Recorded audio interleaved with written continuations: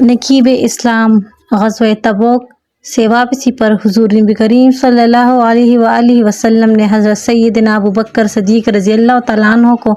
امیر حج مقرر فرمایا، اور آپ رضی اللہ تعالیٰ عنہ 300 صحابہ کرام رضی اللہ تعالیٰ عنہ کا قافلہ لے کر مدینہ منورہ سے مکہ مکرمہ حج کے لیے روانہ ہوئے۔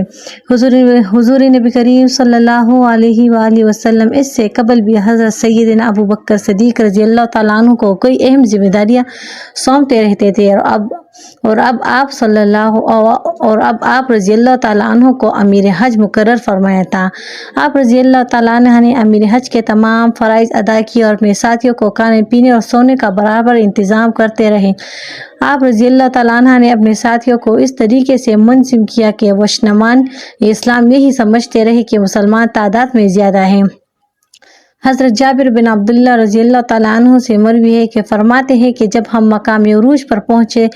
تو حضرت سیدنا ابو بکر صدیق رضی اللہ تعالیٰ عنہ نے ہمیں فجر کی نماز کے لیے پکارا۔ اس دوران ہم نے اونٹی کی بلبلانے کی آواز سنی۔ آپ رضی اللہ تعالیٰ عنہ ہم سے فرمانے لگے کہ یہ حضور نبی کریم صلی اللہ علیہ وسلم کی اونٹی کی آواز ہے، اور ہو سکتا ہے کہ حضور نبی کریم صلی اللہ علیہ وسلم خود ہو۔ اگر حضور نبی کریم صلی اللہ علیہ وسلم خود ہو تو ہم ان کی اقتداء میں نماز عطا کریں گے۔ حضرت جابر بن عبداللہ رضی اللہ تعالیٰ فرماتے ہیں کہ اس دوران حضرت سیدنا علی مرتضیٰ رضی اللہ تعالیٰ عنہ تشریف لائے۔ حضرت سیدنا ابو بکر صدیق رضی اللہ تعالیٰ عنہ نے حضرت سیدنا علی مرتضیٰ رضی اللہ تعالیٰ عنہ سے پوچھا، اے علی رضی اللہ تعالیٰ عنہ، کیسے آئے ہو؟ کیا قاصد بن کر آئے ہو یا قائد بن کر؟ آپ رضی اللہ تعالیٰ عنہ نے کہا، میں قائد نہیں، میں قاصد بن کر آیا ہوں، اور حضور نبی کریم صلی اللہ علیہ وسلم نے مجھے سورہ توبہ دے کر بھیجا ہے کہ میں یہ حج کے دن لوگوں کو سناؤں۔ حضرت جابر بن عبداللہ رضی اللہ تعالیٰ عنہ فرماتے ہیں کہ جب ہم مکہ مکرمہ پہنچے اور بیت اللہ شریف کا طواف کر کے فارغ ہوئے تو حضرت سیدنا ابو بکر صدیق رضی اللہ تعالیٰ عنہ نے ہمیں حج کی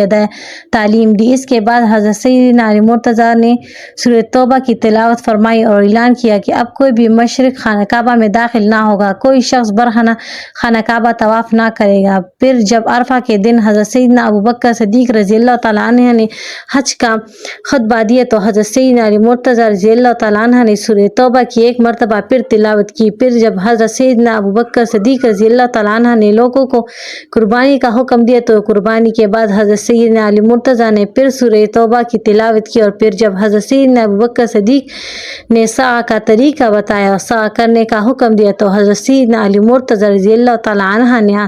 سعی کے بعد پھر سورہ توبہ کی تلاوت فرمائی۔ یوں حضرت سیدنا علی مرتضیٰ رضی اللہ تعالیٰ عنہ نے حضور نبی کریم صلی اللہ علیہ وسلم کے فرمان کے مطابق 4 مرتبہ سورہ توبہ کی تلاوت فرمائی۔